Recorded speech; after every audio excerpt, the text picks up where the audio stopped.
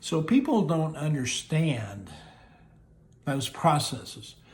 And they don't understand it because we don't teach them.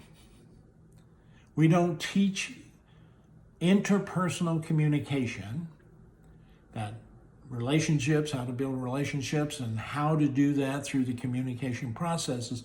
We don't teach that in K through 12. Okay, where probably the value of that would be in freshman to senior high school years, where you had courses built around that in high school. It'd be really nice if people could communicate effectively when they came out of high school. But then I have PhD candidates I worked with, PhD people who were in the field, their fields for years as doctorates. And I had to teach them how to bring their team together because they were not taught how to communicate effectively. They knew their business, they were smart as hell, they just couldn't communicate. And so we can get out of college with doctorates and not have any communication skills.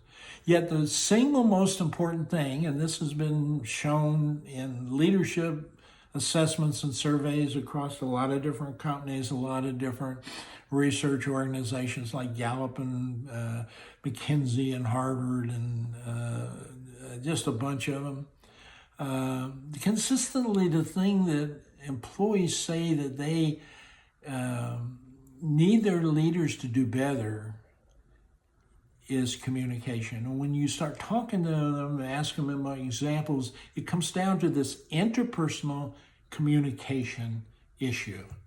They don't know how to do it because they haven't been taught it. It's not taught in high schools or K through 12. It's not taught in universities.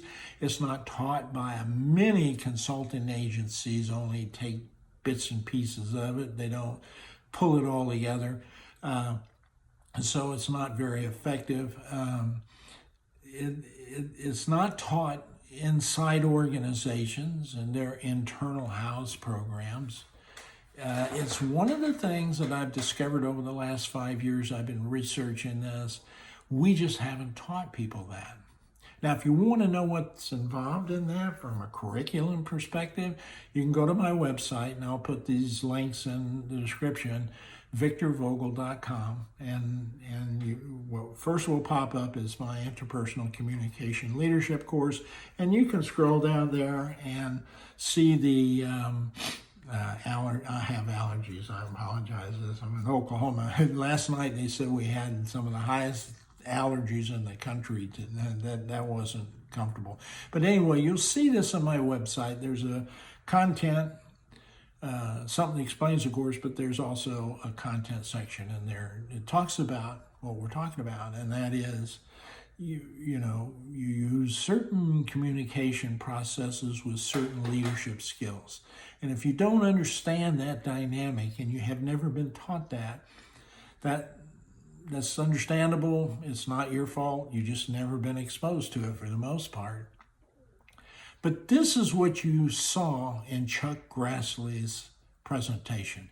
People were trying through questions and different comments that they were making to convince Chuck Grassley that Donald Trump is not good for this country and that what they're representing and presenting is not what they want as a constituency.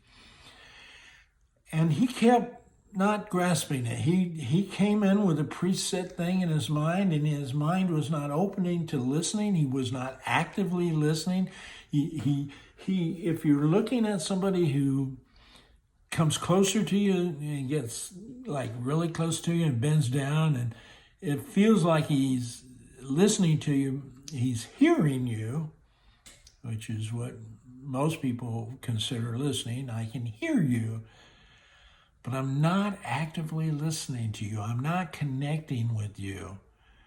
The minute you say something that's different than what I think I need to do back in Washington, I've shut you off. And I'm not listening to you. I'm trying to figure out what I'm going to say to you to convince you that I need to do what Donald Trump wants me to do. Okay, so this was missing in that session. And it just told me that these town halls have to be frustrating for the people. It was amazing. We got all through those. I mean, he literally covered everything on his list. So he's going to go back and say, I covered everything on my list. And, people keep voting me in, so I'm assuming I'm doing the right thing. It was nowhere close to what those people were trying to say to him. And he just didn't want to hear it. And he literally got done. He goes, okay, I got to go to my next meeting. Thanks for this information on this list. Well, they didn't give him much information on that list. They gave him a whole lot of information about how he needed to get out from Donald Trump's thumb and get other people organized to vote against things. What they were really saying is, don't vote for the reconciliation bill coming up, because we see now, even though we might have not saw it before, we see now the danger of that bill in terms of what it'll take away from us and the power that it will put in the hands of one man and our government. And we don't like that. We don't want that. And they kept saying that over and over, whether we were talking about immigration, we were talking about healthcare, whether you were talking about tariffs, whatever they were talking about, that he was on his list. He would say something about the list. They would tell him, we want you to fight that. And he would go, well, I'm not sure we could do that. There's these procedures and that. He would go back to procedural processes that he was dealing with that was saying, this isn't possible to do that way. That's not my responsibility. That's in the House. Well, that's a bunch of crap. They talk to each other across the hall from each other. They can go talk to the other representatives in the House anytime they want. Nothing says they can't go talk to those people. But they don't want to, because there's this environment. So it was like, Grassley says he represents this people. These are who he's about. He has not lived in that community for all the years he's been in Congress. He's spent most of his time in Washington, D.C. That's his culture. That's his community. That's his people. Not the people in Iowa he says he represents. He doesn't represent him. You could tell it in the way he was communicating with him. They were trying. One guy spent like 10 minutes explaining and with great rationale and talking into this. He didn't hear it. He couldn't hear it. So what it tells me about the town halls are that people are walking away pretty frustrated from these, because they have said what they wanted to have happen, and the person is like having a wall at a certain point. You're talking to the wall. He doesn't hear past that wall, so he goes back and does what he's always done. And they don't want that. They want him to do something different. They want him to go rally other senators around this to vote for the things like putting Medicaid back in, don't fire the government people, all these things. Doge is, get rid of Doge and undo everything Doge has done, because we need to have that all back. That's basically what they were saying in a nutshell, and the fact that they don't want him kowtowing to Donald Trump. Vote against Donald Trump. That's what they were saying, but they couldn't quite explain it. They couldn't get it in, because they don't have enough in their processes of communication to make that interpersonal connection happen. And to overcome all the barriers that Washington, D.C. puts in front of them to that process. So you need something in these town hall meetings that is more powerful, more organized, takes in consideration the communication process, had thought through the barriers that are going to get in the way and how to overcome those when you're presenting your argument. And just having people individually say what they think or express their frustrations is not going to get change. It's not going to affect. something in a way that changes the way Chuck Grassley is going to go back and behave. He's just basically going to go back and vote the way he wants to vote, the way he thinks will keep him happy in Washington, D.C. So I was thinking that what needs to happen is, particularly between now and 2026 and 2028, people need to start becoming more actively involved in this process. We need to meet before we go into a town hall, and we need to define the issues we have and the impact that that's having on us. We need to be clear about those issues, and we need to define exactly how we want our representatives behaving. I mean, we need to line this out in terms of action steps this person needs to take so that we can then have an evaluation process of whether that person is actually doing the things that are going to affect change for us, that is positive and that will improve our lives as we want it to be in America. Now, so I think people, outside of trying to conduct this 20, 25 or 30 hour course I have on this subject, and then you end up needing to work with people on an ongoing basis to make sure it's executed effectively. Outside of that, what these people need are professionals in this area like myself who can help them establish that communication process and help them to also build that interpersonal connection amongst each other so that they come across as one force, a collaborative, powerful force that representative needs to pay attention to, and not just basically they kind of disregard what you say. They come in, they say, I attended a meeting, so see, I attended the town hall, but they didn't hear anything you had to say. They really didn't hear it. I mean, they heard it, they really didn't listen to it. So they go back and do anything. They say, I had that meeting, and this is my interpretation of what happened. Well, you need to make sure there's no interpretation. You need to have something presented to them that's clearly written out, delineated, and almost a performance evaluation process.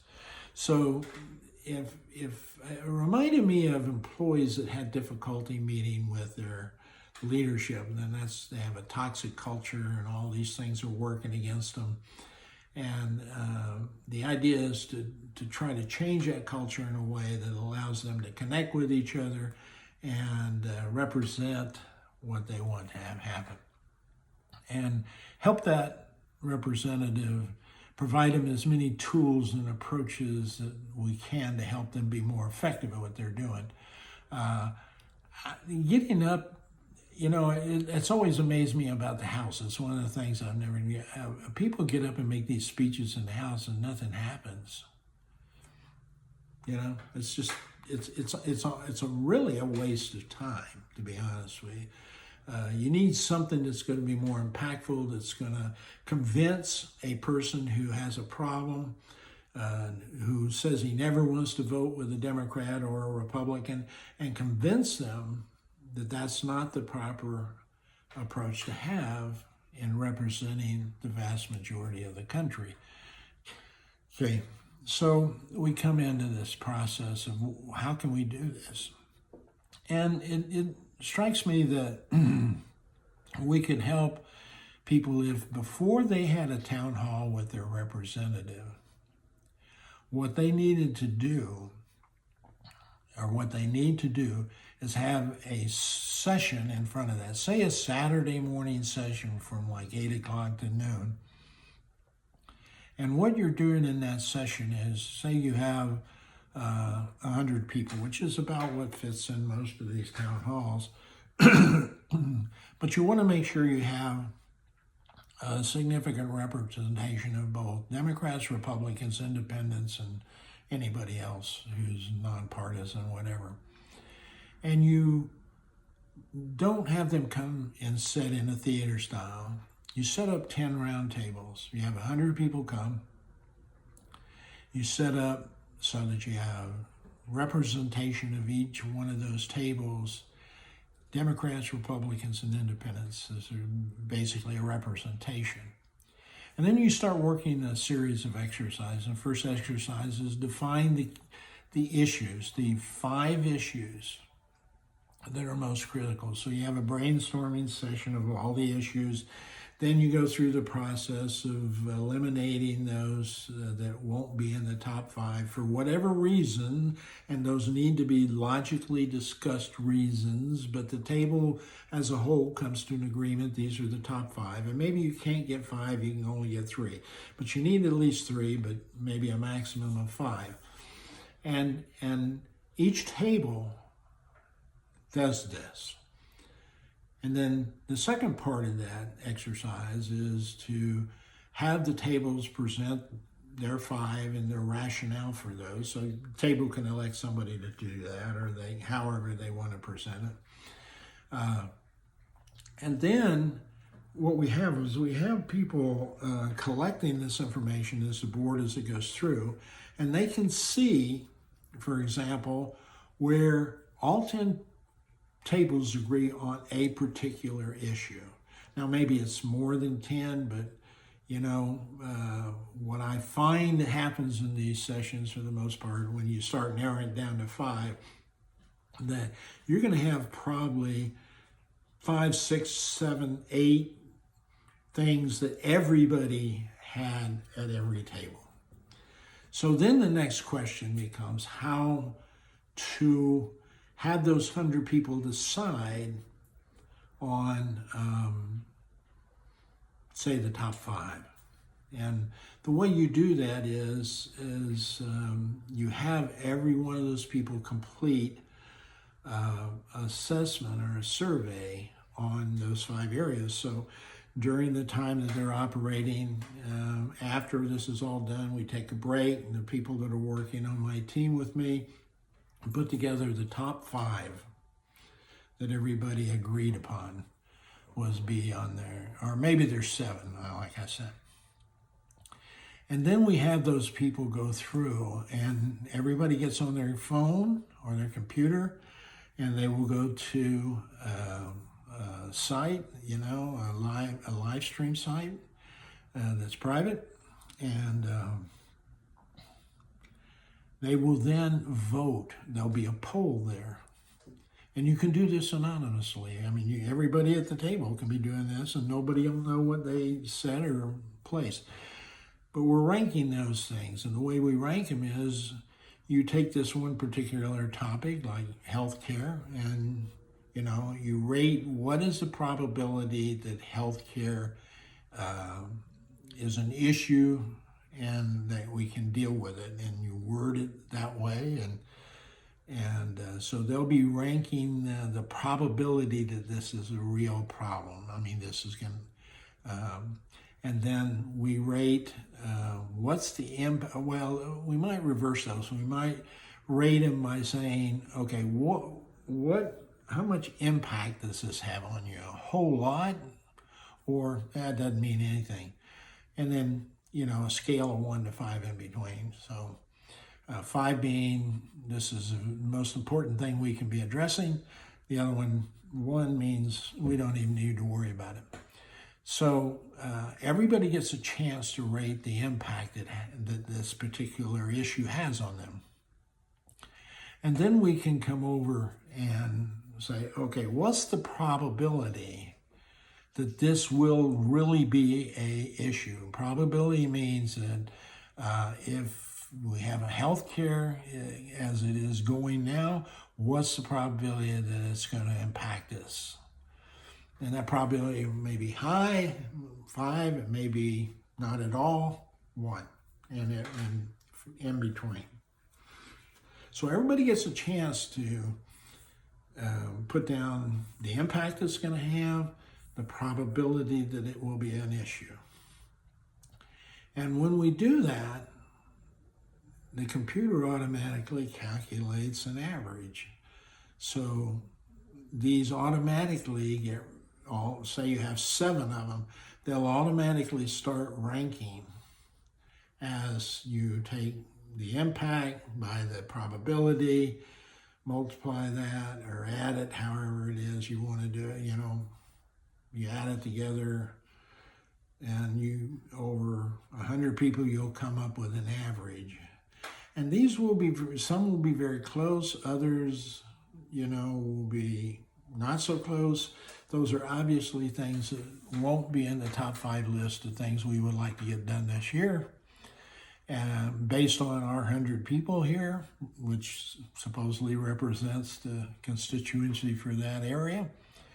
And then this is something that can literally be handled, and then we can come back and we can show people these tend to be the top 5. So then there's a yes or no vote, kind of like you do in Congress, yes or no, up or down. So you put these 5 things up and you vote yes or you vote no on them. And normally that will consolidate it down to the 3 or 5 areas that we have. So, we may not have 5. We may only have 2 or 3. We may have 7 that are really close to each other, which means we need to go through that ranking and rating process again with a little more discussion about just the general discussion in the group about the impact of that conducted by a facilitator, and then vote again. But we come down and finally we come up with this 5. So we have 5 issues. We have all the rationale underpinning those 5 issues for the 100 people, why those are critical. So then the next step is to have each of the tables go back through and say, okay, for each of those 5 issues, exactly what do we want Chuck Grassley to do? If it's a bill, you need to write a bill. We say, write a bill, make sure this stuff is in that bill, and then vote yes for it. And go get as many other people. How do you go? You need to get the support you need to get that bill passed. Okay? And so these would be action. So these would be things that we think need to happen to make those happen. And so what happens then is, when we consolidate all this into a document, the results of that document is, these are the 5 things we want you to do. Here's what you need to do on each one of these 5 things. Maybe there's already bills in place for these. Maybe you need to offer amendments or whatever it is. You need to change it to fit what we feel needs to happen. Or it might be just as much as that you have a bill that's already being proposed that is against what we feel we need. So we need you to simply vote no on that bill and reinstitute another bill based on what we say is there. But you need to explain why you're voting against that bill. And you need to present the documentation from your constituents as why. Okay? So these are all things that need to be done before you meet with your representative. So when the representative comes in with a list and he says, okay, what do you guys think about this? And you say, well, before you get started, you've already done all that. So we have the top five things that you need to work on, that we're concerned about. We also have a list of things that you need to do to make this happen. And so what we can do then is see whether that is happening or not on a regular basis. So maybe you have 2 or 3 contact points, say maybe one person from each of those tables, that you want Chuck Grassley's office to continually feedback information to, who then can present it in some sort of newsletter, if you will, online for that constituency group. Maybe you put it together in a Facebook group. I know that's a good use for Facebook group. And that information gets shared, and it can be private. It doesn't even, I mean, you can block anybody else outside of the communities you represent being in that. And then that information is presented. So we know what Chuck is doing on a regular basis. If he needs more information from us, we have a conduit to make that happen through the group. So there's a lot of ways this makes sense. This is a way to use a communication process to make more interpersonal connection with your representative and give them what they need to make the arguments they need.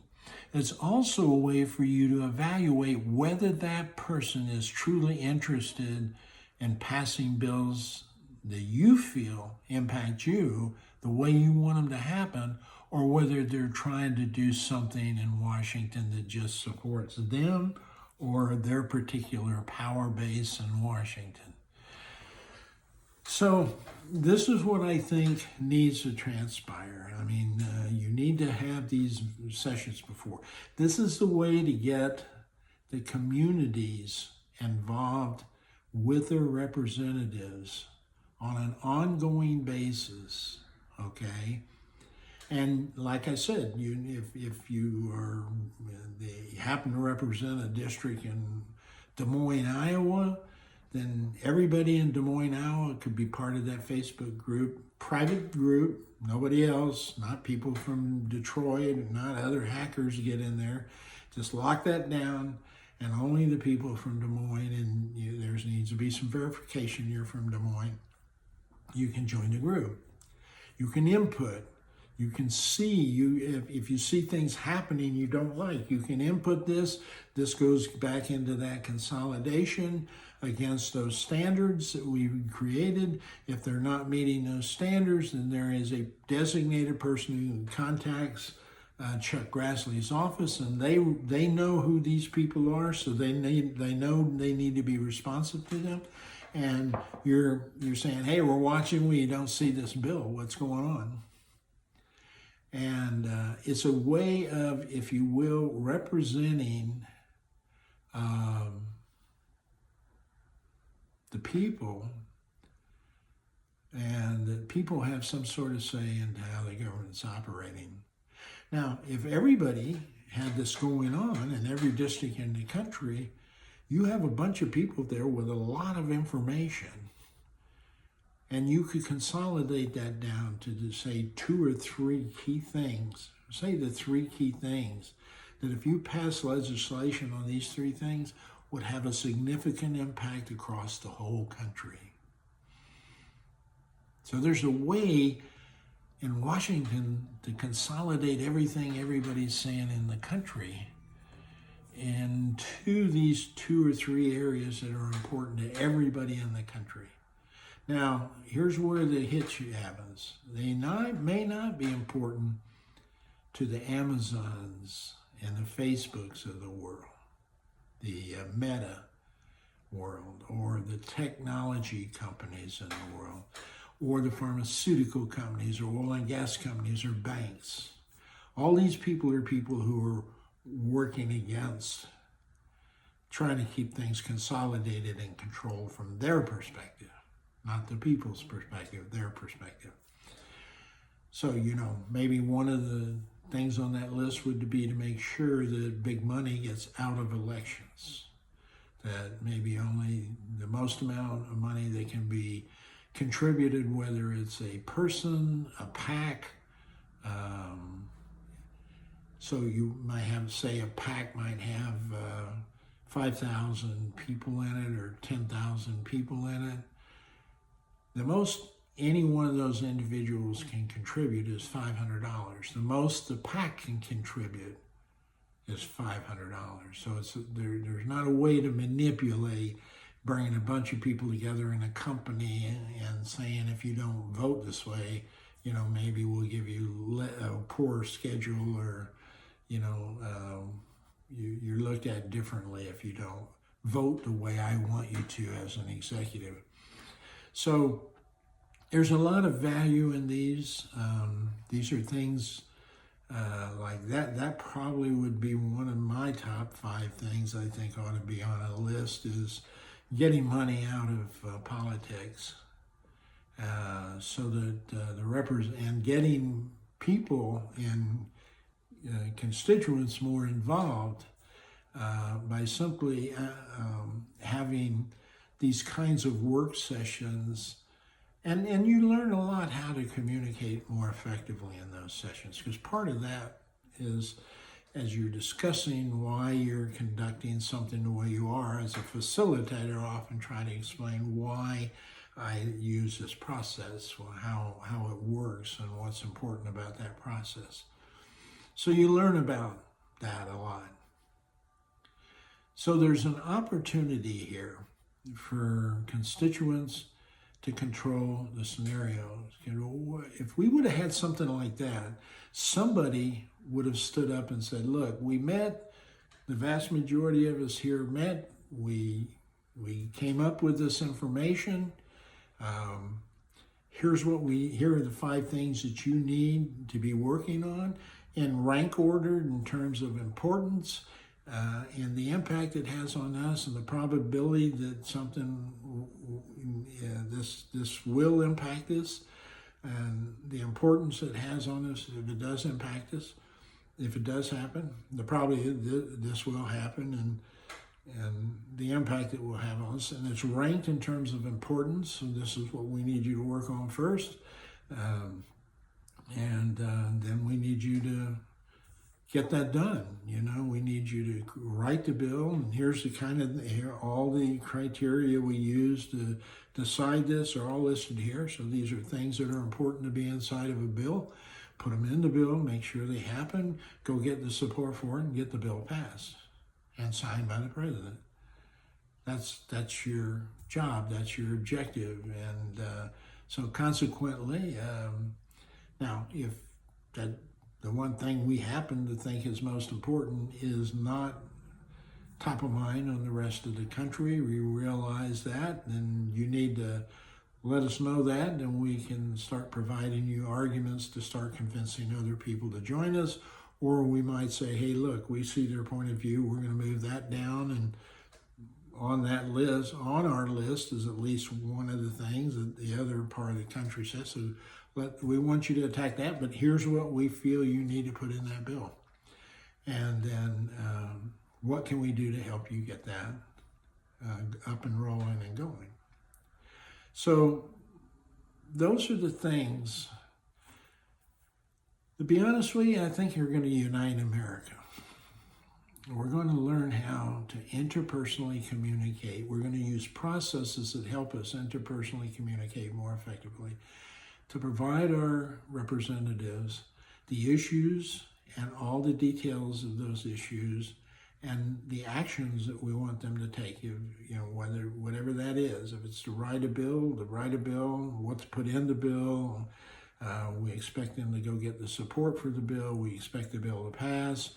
That is the performance evaluation for you as to whether we put you in office, continue to keep you in office, or replace you with somebody else who can get those things done better than you can.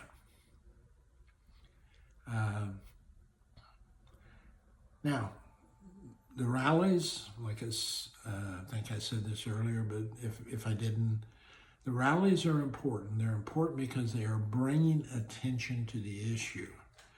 The media, podcasts that cover these town halls, like Midas Touch, covered the people who cover these town halls, and the mass media. I don't know which one. This might have been Forbes I was watching, but it was on a lot of others also. It's important that you actually see this transpiring in front of your eyes. These videos aren't lying. You could sit there and watch the frustration in that audience because they were not connecting with Chuck Grassley.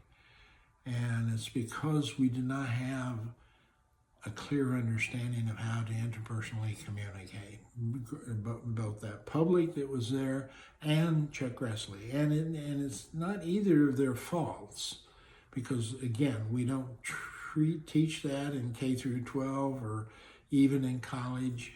We don't teach it in seminars and stuff in the business world. We don't teach it effectively. We teach team building, and some of that is part of that team building. But this isn't team building. We're not building a team with Chuck. We are communicating to him what we want him to do as someone whom we elect to represent us. So this is a truly interpersonal communication process. Many of those things are critical in building an effective team. And that would be nice if the representatives thought of themselves as a team back there. But they are separated in most cases by thousands of miles, and many years of dealing in this world. They don't really work in Iowa, they work in Washington, D.C. They get enculturated to that world, and it's difficult to get out of sometimes. So we just need to be aware of that, and then create the communication processes that connect us, and be proficient at the way of how to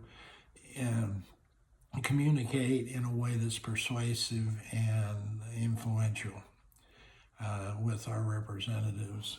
It's part of, I think it'll help unite America. It'll unite a lot of us. I know these rallies are uniting us, but and they create awareness, and that's the importance of a rally.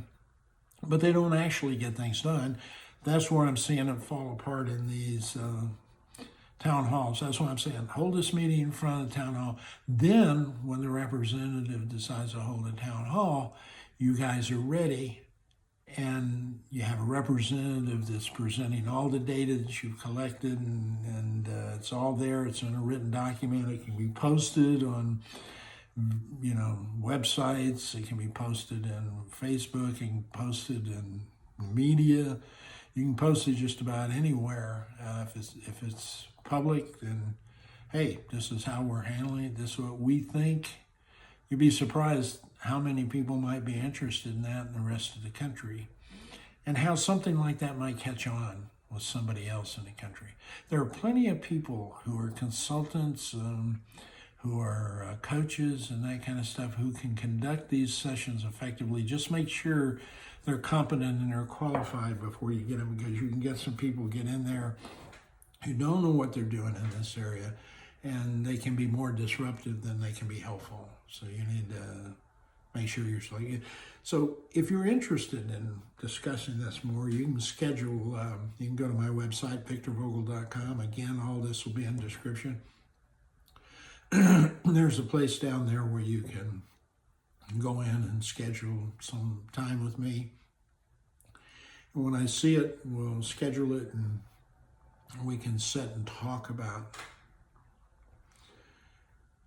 this area, and maybe provide you some insights of how to get this started. So I hope this might be beneficial. I hope people might pick up on this idea, because it'll get us involved in running our government more as a people overall.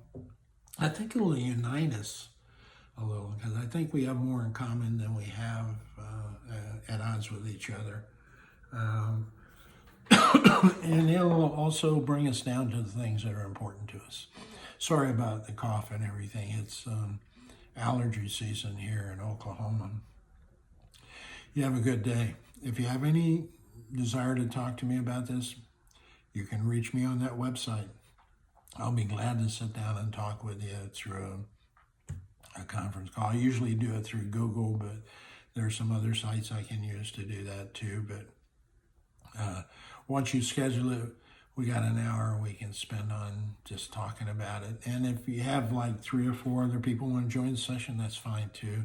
I'm not charging for this stuff, because I think it's important we get this kind of information out to people.